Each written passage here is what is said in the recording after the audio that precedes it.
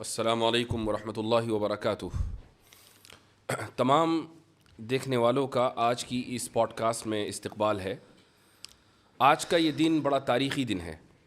ابھی چند گھنٹے پہلے ہم کانسٹیٹیوشن کلب سے یہاں پہنچے ہیں اور تقریباً 10 لاکھ سے زائد لوگ چند گھنٹوں میں ایک ایسی ڈیبیٹ آلریڈی دیکھ چکے ہیں کہ جس میں اس تصور کو واضح انداز سے ثابت کیا گیا ہے کہ خدا موجود ہے، ہمیشہ سے موجود ہے اور ہمیشہ موجود رہے گا۔ اور آج کی اس ڈیبیٹ سے یہ پتہ چل گیا ہے کہ ایتھیسٹک ورلڈ ویو دلائل کے معاملے میں کتنا بینکرپٹ ہوتا ہے۔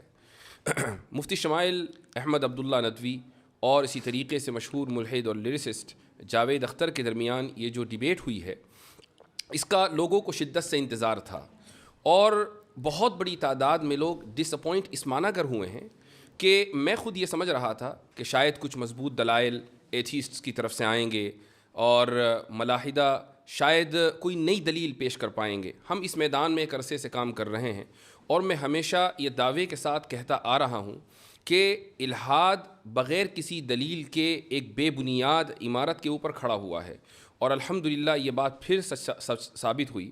اسی طریقے سے ایک اور بات جو میں اکثر و بیشتر کہتا ہوں اور شاید لوگوں نے یہ بات کہتے ہوئے مجھے سنا ہوگا کہ تقریباً 70 to 80% کیسز میں الحاد کی وجہ مینٹل ٹراما ہوتی ہے، اور شاید یہی وجہ جاوید اختر صاحب کے تعلق سے بھی کہی جا سکتی ہے، اور اس کی ایک وجہ ہے۔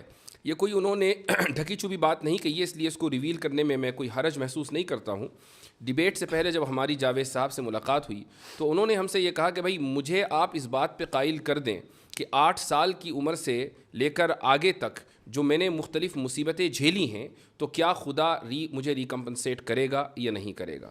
اس سے یہ اندازہ ہوتا ہے کہ جو بچپن میں مینٹل ٹراما کا وہ شکار ہو گئے تھے تو یہی وجہ ہے کہ وہ اس کو جسٹیفائی نہیں کر پائے اور خدا کا انکار کر بیٹھے۔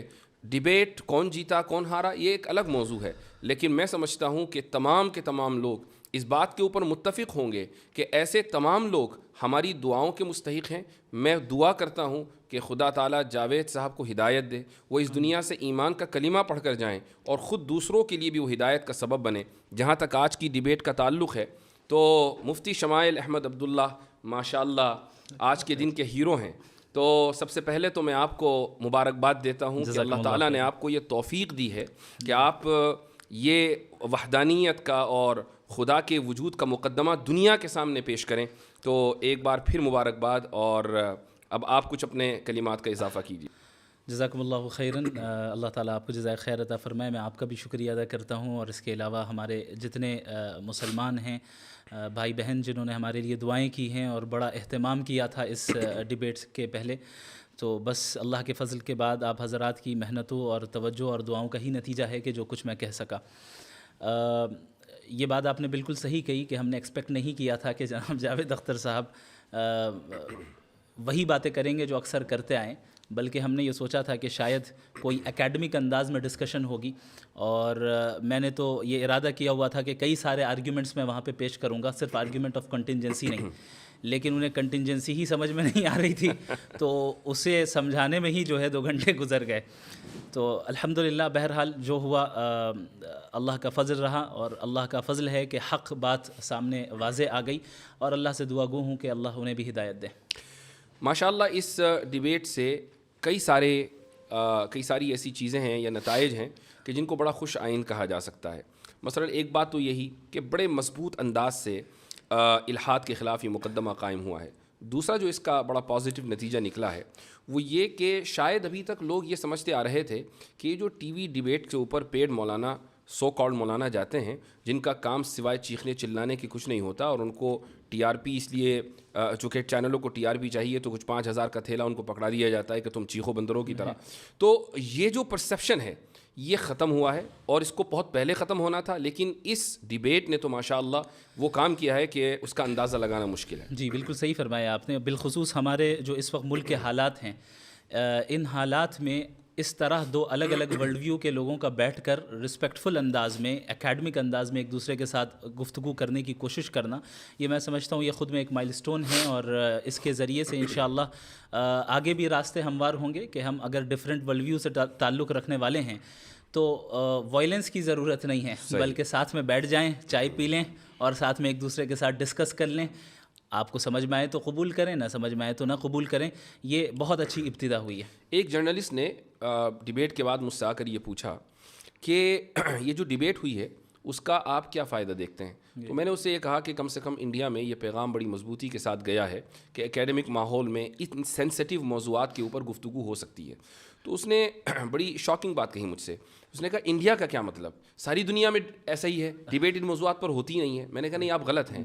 یورپ میں, امریکہ میں, دنیا کے اکثر ممالک میں ان موضوعات کے اوپر ڈیبیٹس ہوتی ہیں, بڑے ہی اکیڈمک ماحول میں گفتگو ہوتی ہے, دونوں طرف سے دلائل آتے ہیں, اور الحمدللہ ہم حق کا جو مقدمہ ہے وہ بڑے واضح انداز سے پیش کرتے ہیں. ایک جرنلسٹ نے مجھ سے بھی کچھ اسی طرح کا سوال پوچھا تھا. اس نے کہا کہ باقی چیزوں کو چھوڑ کر ڈز گاڈ ایگزسٹ پر ہی کیوں بات ہوئی؟ تو ہم نے کہا کہ بھائی ہمارے نزدیک گاڈ کا ایگزسٹنس جو ہے وہ در حقیقت سب سے بڑا مسئلہ ہے, اور گاڈ پر ایمان لانا یہ سب سے بڑا مسئلہ ہے, چونکہ باقی ساری چیزیں سیکنڈری درجے کی چیز ہے.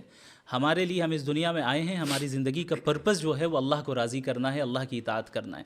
تو یہ سوال دراصل اس بنیاد پر مبنی ہے کہ آپ اس چیز کو ایک سیکنڈری اور پرائیویٹ چیز سمجھ رہے ہیں, اور سمجھ رہے ہیں کہ اس کی کوئی خاص اہمیت نہیں ہے, آپ کو صرف مادی اور مٹیریلسٹک جو ہے ترقی کرنی ہے.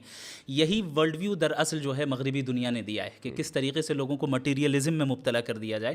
اور الحمدللہ اللہ نے چاہا تو یہ ایک بہت بڑا سبب بنے گا کہ لوگوں کو حق ان تک پہنچے اور سمجھیں کہ ہم اس دنیا میں کیوں آئے ہیں اور ہماری زندگی کا اصل مقصد کیا ہے. ضرور, ماشاء اللہ. اچھا, ڈیبیٹ میں کچھ ٹاپکس ڈسکس ہوئے, اور ویسے تو آپ نے ماشاء اللہ وافی شافی جواب دیا وہاں پر, اور میں سمجھتا ہوں کہ جو شخص بھی اس 2 گھنٹے کی ڈیبیٹ کو دیکھے گا تو جن موضوعات کا احاطہ کیا گیا ہے ان موضوعات کے اوپر اس کو اچھی معلومات فراہم ہوگی. لیکن چند باتیں ہیں جن کو ٹائم کی لمیٹیشن کی وجہ سے, اور جو اس وقت جو وائب رہتی ہے اس میں آپ کو 5 باتیں کہنی ہیں, ٹائم کم ہے, اس میں سے 2 باتیں آپ نے کہہ دیں اور 3 باتیں رہ گئیں, تو اس لیے پوسٹ ڈیبیٹ انالیسس کا یہ فائدہ ہوتا ہے کہ جو بات رہ جائے اس کو بعد میں ذکر کر دیا جائے. جاوید صاحب نے ایک بات کہی, اور وہ یہ کہ مذاہب کی تاریخ چند ہزار سال سے زیادہ نہیں ہے, یعنی وہ 7-8 ہزار سال, اور انسان اس سے پہلے کا ہے. اور یہ جو مذاہب شروع کیے ہیں یہ تعلیم یافتہ لوگوں نے کیے ہیں, لیکن ساتھ میں انہوں نے جو اس کا ایک چیز ایڈ کی ہے وہ یہ کہ مذہب ایک عرصے تک رہا اور اس کے بعد وہ ختم ہو گیا, پھر دوسرا مذہب آیا, پھر تیسرا مذہب آیا. اس سے یہ پتہ چلتا ہے کہ خدا فانی ہے. جی اصل میں ان کی پوری توجہ ٹاپک سے ہٹ کے ریلیجن, چونکہ اکثر وہ ریلیجنس پر ہی بات کرتے آئیں, اور مجھے لگتا ہے کہ گاڈ کے ایگزسٹنس پہ شاید ان کی پہلی ڈیبیٹ ہے, مجھے نہیں نظر آئی. تو وہ گاڈ کے ایگزسٹنس سے ڈائریکٹ خدا تک یعنی اصلی بندے سے پہلی ڈیبیٹ ہے. جی, اصلی بندے سے پہلی ڈیبیٹ ہے. جی جی, یہ بہت اہم پوائنٹ ہے. اس کی وجہ یہ ہے کہ یہ جشن ریختہ تو تھا نہیں کہ اس میں مثلاً کوئی صحافی خاتون یا کوئی مرد بیٹھ گیا اور اس نے کبھی غالب کا شعر پڑھ دیا اور انہوں نے 5 اشعار کا اضافہ کر دیا, اور پھر مستر کے کچھ اشعار حالت اس طرح شاید وہ یہی سوچ کر آئے تھے, وہ یہ سوچ کر آئے تھے کہ بھائی میں کچھ بھی پھینک دوں گا یا کچھ بھی کہہ دوں گا. تو اس طرح نہیں ہوا کرتا, اور یہ ایک good lesson has been learned.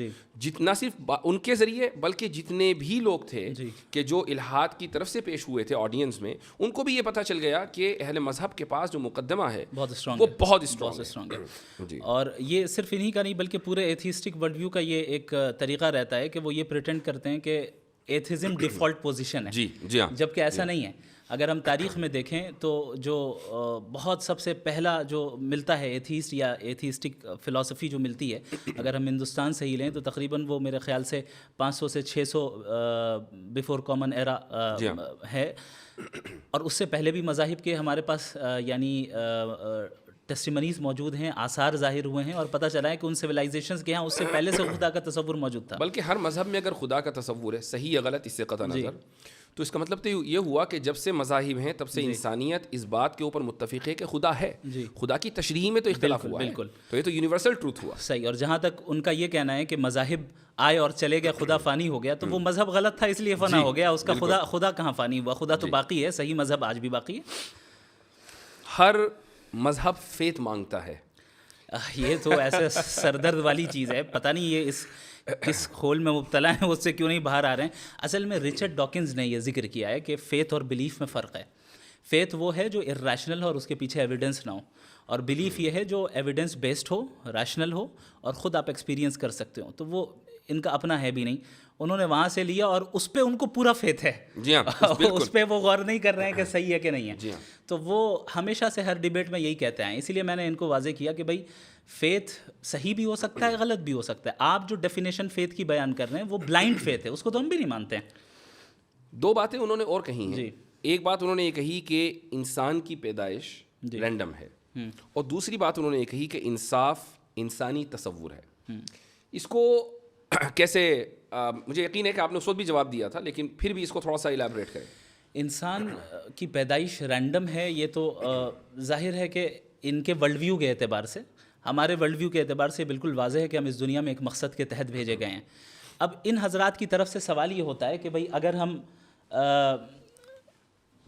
بھیجے گئے اس دنیا میں تو خدا نے ہم سے پوچھا کیوں نہیں؟ اسی لیے وہ اپنے آپ کو کہتے ہیں کہ ہم رینڈملی آ گئے. تو یہ سمجھنا چاہیے بھائی خدا کا اور انسان کا درجہ کیا ہے. وہ خدا ہے, آپ کا امپلائی تھوڑی ہے جو آپ سے پوچھے گا.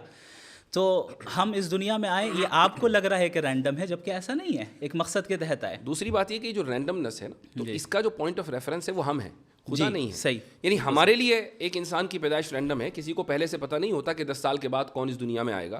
ہمیں ایسا لگتا ہے کہ رینڈملی کوئی انسان آ گیا, لیکن خدا کے لیک آف انفارمیشن. ایگزیکٹلی. تو یہ تو آرگیومنٹ فرام اگنورینس ہے. آرگیومنٹ فرام اگنورینس ہے. اور یہ چیز میں نے اپنے اوپننگ اسٹیٹمنٹ میں بتائی تھی کہ یہ جو یا تو آرگیومنٹ فرام اگنورینس ہی ہوگا ان کے جواب کی بنیاد, یا پھر یہ کہ وہ ڈاگمیٹک آنسر دیں گے. انصاف انسانی تصور ہے, یہ تو سمجھ میں آ گیا, وہ آگے پیچھے کرتے رہے. انصاف انسانی تصور ہے, اور انہوں نے کہا کہ نیچر میں انصاف نہیں پایا جاتا ہے. تو میں نے کہا کہ اگر نیچر میں انصاف نہیں پایا جاتا ہے تو اس کا مطلب انصاف کا نہ ہونا نیچرل ہے. تو آپ کیوں اسٹرائیو کر رہے ہیں انسان کو لانے کے لیے, انصاف کو لانے کے لیے؟ اور انصاف اگر لوگوں کا بنایا ہوا ہے تو پھر مسئلہ وہی آبجیکٹیو اور سبجیکٹیو والا آتا ہے کہ آپ کیسے ڈیسائیڈ کریں گے کہ انصاف اچھی چیز ہے یا بری چیز ہے. آپ کے نزدیک انصاف اس لیے اچھی چیز ہے چونکہ سوشل کنسنسس ہے. تو سوشل کنسنسس تو ایسی چیز ہے جو ہر زمانے میں یعنی ہر 50 سال 100 سال میں چینج ہو جائے, اس کی تو کوئی گارنٹی نہیں ہے. جبکہ انصاف ایک ایسی چیز ہے جو کہ آبجیکٹیولی مورلی ٹرو ہے, اور جو چیز آبجیکٹیولی مورلی ٹرو ہو, ظاہر ہے کہ اس کے لیے کوئی ایسا فاؤنڈیشن اور اسٹرانگ فاؤنڈیشن چاہیے جو سوشل کنسنسس سے یا پرسنل پریفرنس سے چینج نہ ہو, بلکہ اکراس اسپیس اینڈ ٹائم یکساں رہیں, سیم رہیں. انصاف نیچر میں موجود نہیں ہے اور انسانی تصور ہے. یہ دراصل خدا کے وجود کی دلیل ہے. وہ اس طریقے سے کہ اگر انصاف across the natural world exist کرتا, جانوروں میں ہوتا, شیر پرندوں میں ہوتا اور پتھروں میں ہوتا, تو آپ یہ کہہ سکتے تھے کہ بھئی دنیا, انسان اس دنیا کا حصہ ہے تو اس میں بھی ہے. لیکن کہیں نہیں ہے, انسان میں ہے, اور انسان ہی مکلف ہے. تو اس سے یہ ثابت ہوا نا کہ یہ بائی ڈیزائن ہے, بائی ایولیوشن نہیں ہے. صحیح. تو یہ ایک بہت مضبوط دلیل ہے جو وہ ہمیں ہمارے ہاتھ میں پکڑا رہے ہیں کہ یہ دلیل آپ میرے خلاف دے دیں. اچھا, ایک اور جو مسکنسیپشن ہے ایتھیسٹ کا, میرے خیال سے اس کو کلیئر کرنا بہت ضروری ہے, اور وہ یہ ہے, اور مجھے اس کا اندازہ ہے کہ اس وقت اس کو کلیئر نہیں کیا جا سکتا تھا چونکہ ہماری جو ڈیبیٹ ہے وہ ایگزسٹنس آف گاڈ پر ہے یا تھی, وہ مذہب کے اوپر نہیں تھی. اور یہ جو مسکنسیپشن ہے وہ یہ ہے کہ اہل مذاہب کے یہاں سوال کو ڈسکریج کیا جاتا ہے, کہا جاتا ہے کہ سوال مت کرو, اور جو لوگ سوال کرتے ہیں وہ ترقی کر کے کہاں تک پہنچ گئے, اور جن لوگوں نے سوال کو ڈسکریج کیا وہ آج کہاں پڑے ہوئے ہیں. تو یہ جو مسکنسیپشن ہے اس کو ذرا کلیئر کیجیے. میں نے وہاں پر یہ بات کہی تھی کہ مذاہب اور ظاہر ہے بالخصوص اسلام سوال کرنے سے ڈسکریج نہیں کرتا ہے, ہاں بیجا سوال کرنے سے ڈسکریج کرتا ہے. تو صحیح سوال اور غلط سوال, کہاں سوال کرنا چاہیے کہاں نہیں کرنا چاہیے, یہ دراصل فرق ملحوظ رکھنا چاہیے. اب ایک انسان اللہ سے بیجا سوالات کریں جیسے کہ وہ کرتے آئے ہیں, ولیعاذ باللہ ان کے الفاظ ہیں کہ اگر وہ ہے تو پھر اس کی کیا مجال ہوگی, میں پوچھوں گا اور یہ کروں گا, تو ظاہر ہے یہ بیجا چیزیں ہیں. تو یہاں پر آپ کو سوال کرنے کی اجازت نہیں ہوگی, چونکہ جب آپ نے گاڈ کے ایگزسٹنس کو تسلیم کر لیا تو آپ نے اس کی اتھارٹی کو مان لیا ہے. اب جس کی اتھارٹی کو آپ نے تسلیم کر لیا ہے تو اب اس سے سوال نہیں ہوگا. ہاں لیکن اس اتھارٹی کو تسلیم کرنے کی تلاش میں جب تک آپ اس راستے میں ہیں, ظاہر ہے سوال کرنا, اسی لیے قرآن کہتا ہے فَاسْأَلُوا أَهْلَ الذِّكْرِ إِن كُنتُمْ لَا تَعْلَمُونَ, کہ تم علماء سے سوال کرو, اہل علم سے سوال کرو, جاننے والوں سے سوال کرو اگر تمہارے پاس علم نہیں ہے. تو یہ بھی دراصل ایک ڈاگمیٹک آرگیومنٹ ہے جو ایتھیسٹک دنیا کی طرف سے اٹھایا جاتا ہے کہ مذہب تو سپریس کرتے ہیں. اچھا ایسا ہو سکتا ہے کہ ماضی میں بہت سے مذاہب ایسے گزرے ہوں اور ابھی بھی ایسے مذاہب ہوں جو ان چیزوں کو ڈسکریج کرتے ہوں, لیکن اگر ظاہر ہے اگر وہ کرتے ہیں تو ہم تو اسے سپورٹ نہیں کرتے. ہم تو جو اس مذہب کے قائل ہیں جو صحیح مذہب ہے. جو میں نے ابھی کہا کہ اس وقت یہ اس سوال کا جواب اس طریقے سے دینا ممکن نہیں تھا چونکہ ڈیبیٹ ریلیجن پر نہیں ہے, ورنہ قرآن کریم نے واضح طور سے کہہ دیا ہے کہ لا تسألوا عن اشیاء ان تبد لکم تسؤکم. یہ ان تبد لکم تسؤکم کا جو اضافہ ہے وہ خود بتا رہا ہے کہ مطلق سوال سے منع نہیں کیا جا رہا ہے بلکہ ایسے بیجا سوالات سے منع کیا جا رہا ہے جو نقصان دہ ہیں, وہ خود آپ کے لیے نقصان دہ ہیں. تو یہ جو ان لوگوں کی طرف سے ایک مسکنسیپشن پھیلایا جاتا ہے اس کو ٹھیک کرنا بہت ضروری تھا. اسی طریقے سے اگر آپ ہماری ہسٹری کو دیکھیں, خدا کی ذات اور خدا کی صفات کے تعلق سے میں سمجھتا ہوں کہ جتنا ڈسکشن ماضی میں ہو چکا ہے بالکل ابتدائی دور میں معتزلہ کے دور میں اور اس کے بعد, تو وہ پورا کا پورا رچ ٹریڈیشن اور کلچر یا کہہ لیں کہ پورا لٹریچر وہ آج بھی ہمارے پاس موجود ہے. اور بہت سے کریکلمز میں جو اسلامک ٹیچنگ کے اسلامک اسٹڈیز کے کریکلمز ہیں ان میں پڑھایا جاتا ہے. آپ دیکھیں کہ معتزلہ نے سب سے پہلے صفات کا انکار کیا. کیا آپ یہ کہہ سکتے ہیں کہ بھائی آج کوئی ایسا کر کے دکھا دے؟ بھائی معتزلہ نے اللہ تعالیٰ کی ذات کو صفات سے ڈیٹیچ کر دیا اور کہا کہ اس کی کوئی صفت نہیں ہے, تو کیا ان کی گردنیں مار دی گئیں یا یہ کہا گیا کہ تمہیں سوال کرنے کا حق نہیں ہے؟ تو یہ ایک بہت ہی بڑا دھوکہ ہے کہ جو ان لوگوں کی طرف سے پھیلایا جاتا ہے. جی ہاں, ایک بڑا بچکانہ سوال آیا اور میں تو بہت زیادہ حیرت زدہ رہ گیا, اور یہ حیرت کی وجہ یہ رہی کہ جب میں نے اس موضوع کے اوپر کام کرنا شروع کیا آن لائن اور سوشل میڈیا کے اوپر میں آیا, تو بالکل ابتدائی دنوں میں غالباً یہ بات ہے 2016 یا 17 کی, تو اس وقت جو بہت لو آئی کیو قسم کے اسلاموفوبز ہوا کرتے تھے وہ آ کے یہ سوال کیا کرتے تھے کہ قرآن میں ڈائناسور کا تذکرہ کیوں نہیں ہے. بڑے تعجب کی بات ہے. میں حیرت زدہ رہ گیا کہ جاوید صاحب ابھی تک ایوالو کیوں نہیں کر پائے اکیڈمیکلی. اصل میں اب تک وہ رسل کو ہی پڑھ رہے ہیں. وہ اب تک رسل تو کو ہی پڑھ رہے ہیں. جی ہاں, تو آپ کا جو جواب تھا وہ بڑا زبردست تھا ماشاء اللہ, کہ قرآن ہدایت کے لیے ہے, وہ جیوگرافی یا زوالوجی یا اس طرح کے مضامین کو کور کرنے کے لیے نہیں ہے. کچھ چیزوں کا اس میں مظاہر فطرت کے تحت تذکر آ گیا, وہ بات الگ ہے. اچھا, اب آ جاتے ہیں ہم اس عظیم الشان لفظ کی طرف کہ جس کو ہمارے جاوید صاحب آخر تک سمجھ نہیں پائے. کنٹینجنسی. جی ہاں, کنٹینجنسی. کہیں میں نے وارن کر رہا ہوں کہ کہیں لوگ جاوید صاحب کی چڑ نہ رکھ دیں کنٹینجنسی, ان کے ہاں نیچے جا کے ٹویٹر کے اوپر یہ لفظ ٹائپ نہ کرنے لگیں. یعنی میں انکریج نہیں کر رہا ہوں, please don't take me wrong, لیکن ایسا ہو سکتا ہے. اس کی وجہ یہ ہے کہ یعنی ایک بہت ہی معمولی آرگیومنٹ, معمولی ان دا سینس کہ تمام داعین جو اس میدان میں کام کر رہے ہیں, جتنے بھی دعات ہیں یا جو ڈیبیٹس کرتے ہیں, جن کو ان موضوعات سے دلچسپی ہے, چاہے وہ اس طرف کے ہوں یا اس طرف کے, یعنی وہ مسلمان ہوں یا غیر مسلم ہوں, وہ آرگیومنٹ آف کنٹینجنسی سے واقف ہیں. جی, آپ ایک نہ بڑا چہرہ ہیں الہاد کا اس ملک میں, اور آپ ڈیبیٹ کرنے کے لیے آئے ہیں اور نیشنل پلیٹ فارم کے اوپر ڈیبیٹ کرنے کے لیے آئے ہیں. راجدھانی سے وہ میں ڈیبیٹ ہو رہی ہے اور آپ یہ نہیں سمجھ پا رہے ہیں کہ آرگیومنٹ آف کنٹینجنسی ہوتا کیا ہے. اور جبکہ ایکسپلین کیا گیا کئی مرتبہ اردو میں بھی اور ہر طریقے سے, آپ نے بھی کھڑے ہو کر سوال کیا ان سے اور انفینٹ ریگریس کو سمجھانے کی کوشش کی, لیکن اس کے بعد بھی نہیں سمجھ سکے. بڑا تعجب ہے. میں سمجھتا ہوں کہ اب جس عمر میں وہ پہنچ گئے ہیں, جیسے اب ظاہر ہے ایتھیسٹک ورلڈ ویو الگ ہے, ہمارے ورلڈ ویو میں جب اس عمر کے میں کوئی پہنچ جائے اور دیندار ہوں تو ہم پھر ان کو کہتے ہیں کہ گوشہ نشینی اختیار کرتے ہیں وہ حضرات اور دعا کرتے ہیں, ہم ان سے دعا کی درخواست کرتے ہیں. اب انہیں اپنے ورلڈ ویو میں گوشہ نشین بن جانا چاہیے. اب جو ہے وہ ان چیزوں میں نہیں پڑنا چاہیے, بلکہ توجہ دیں اور کوشش کریں کہ بھئی کیا بات ہے, حقیقت کو تلاش کرنے کی کوشش کریں, اپنے حد تک رکھیں. کیونکہ ایک ڈیبیٹ کے اندر الیکٹران اور نیوٹران کی تسبیح پڑھیں. ایک ڈیبیٹ کے اندر 2 گھنٹوں کے اندر کتنی جگہ وہ اپنے آپ کو کانٹرڈکٹ کر رہے ہیں. اگر ہم اس کو ریکیپ کریں اور دیکھیں, جب ہم مورالیٹی کی بات کرنے آئے تو وہ کہہ رہے ہیں کہ سوسائٹی سے مورالیٹی طے ہوگی, تو ہم نے کہا آپ نازی جرمنی کو سپورٹ کرتے ہیں. نہیں, پلانٹ ارتھ, تو پلانٹ ارتھ میں جو ہے اکثریت جو ہے مذہب خدا کو مانتی ہے, آپ نہیں مانتے, پھر لاسٹ میں کہہ رہے ہیں کہ میں میجورٹی والی بات واپس لیتا ہوں. وہ بہت اہم پوائنٹ ہے, بہت اہم پوائنٹ ہے. اچھا, یہ جو آرگیومنٹ آف کنٹینجنسی ہے یقیناً لوگوں نے اس کو سمجھ لیا, لیکن پھر بھی ہمارے ناظرین کے لیے اس کو مختصر انداز میں سمجھائیے.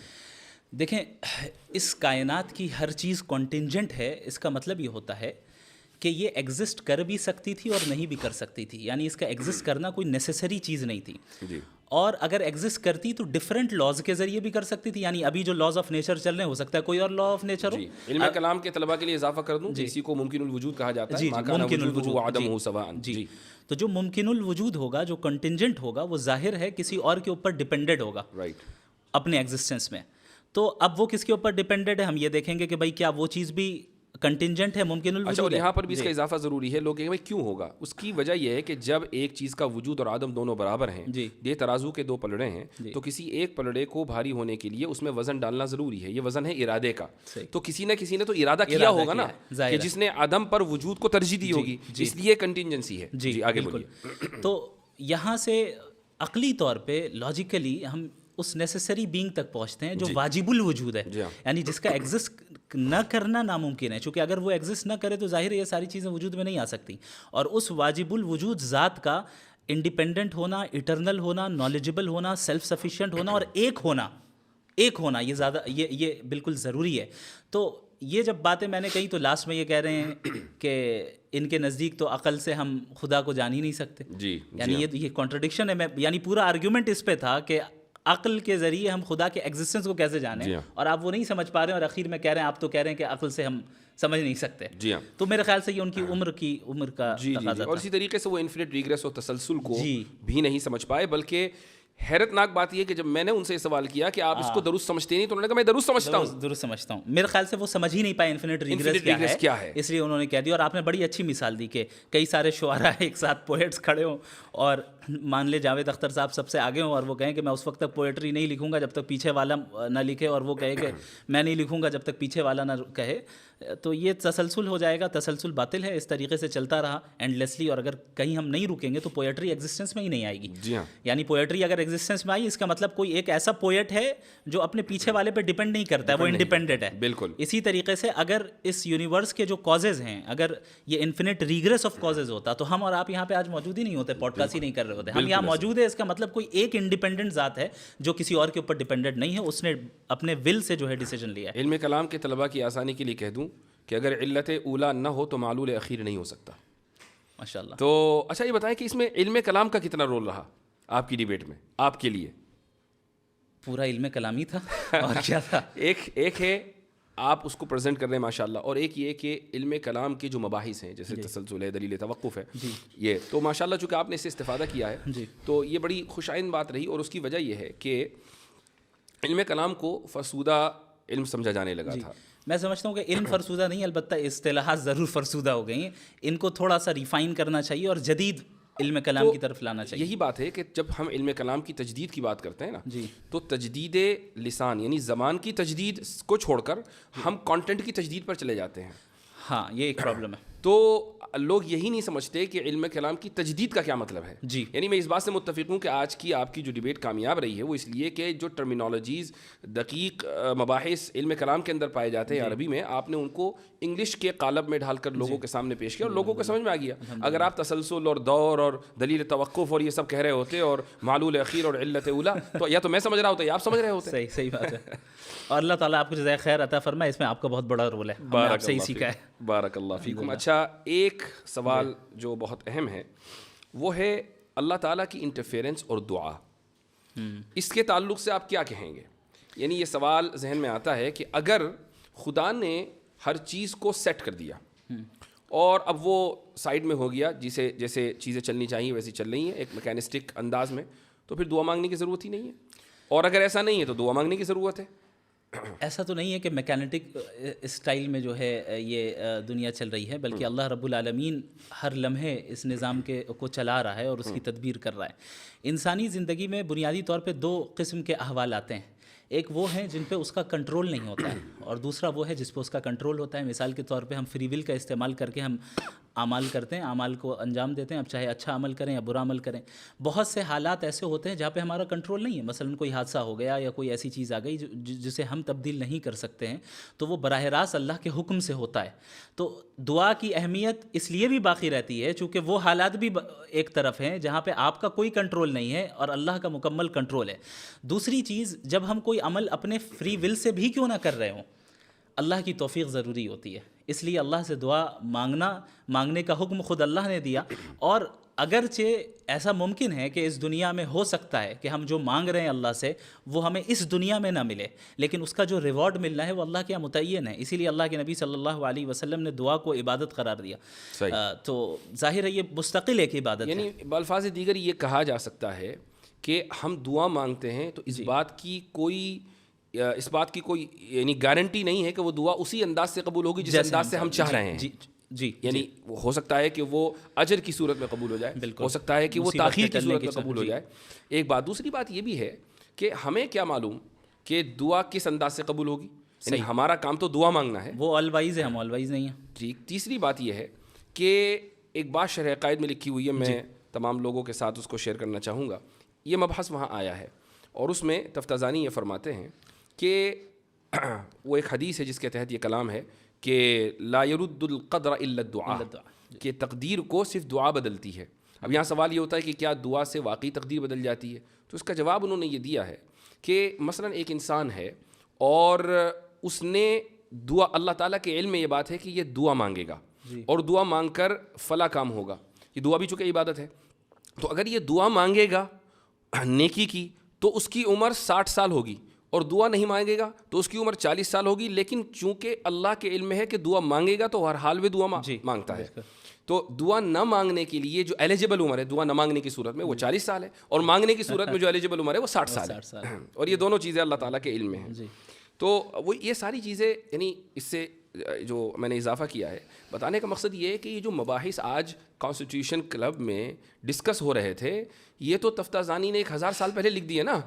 بات یہ ہے کہ ہمارے جو طلباء ہیں, اساتذہ ہیں, میں ان کی توجہ اکثر و بیشتر اس طرف مبذول کراتا ہوں کہ آپ کے پاس ایک مضبوط علمی روایت ہے, اس مضبوط علمی روایت کو صرف پیش کرنے کا سلیقہ چاہیے, اس کے علاوہ اور کچھ نہیں.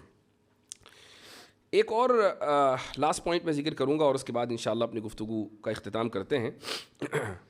ملحدوں سے ایک سوال ضرور کیا جانا چاہیے کہ بھائی یہ کیا وجہ ہے کہ انسان ہی کے اندر اتنا شعور آیا ہے کہ وہ if then یعنی if A then B کا سوال کرتا ہے. یہ سوال گھوڑا, گدھا, بکرا یہ سب کیوں نہیں کرتے؟ جبکہ ڈاروینین ایولیوشن کے قائل ہیں. ڈاروینین ایولیوشن کے قائل ہیں, سب کا ایولیوشن ہوا ہے. تو کہیں گے نہیں, اصل میں وہ انسان کے اندر جو نیورونز ہیں, نیورو سیلز ہیں, وہ زیادہ ہیں. تو اگر یہ دیکھا جائے تو بھئی ہاتھی کے اندر زیادہ ہیں. وہ کہیں گے نہیں, اصل میں فرنٹل لوب میں جو نیورو سیلز ہیں نا وہ زیادہ ہیں. تو ٹھیک ہے, یہ آپ نے کیسے کا جواب دیا نا, آپ نے کہا اس لیے شعور ہے کہ اس کے فرنٹل لوب میں نیورو سیل زیادہ ہیں. میں پوچھتا ہوں کہ کیوں زیادہ ہیں؟ کیوں کا جواب سائنس کبھی نہیں دے سکتی, وہ میکینزم کو ہی بتاتی ہے. جی ہاں.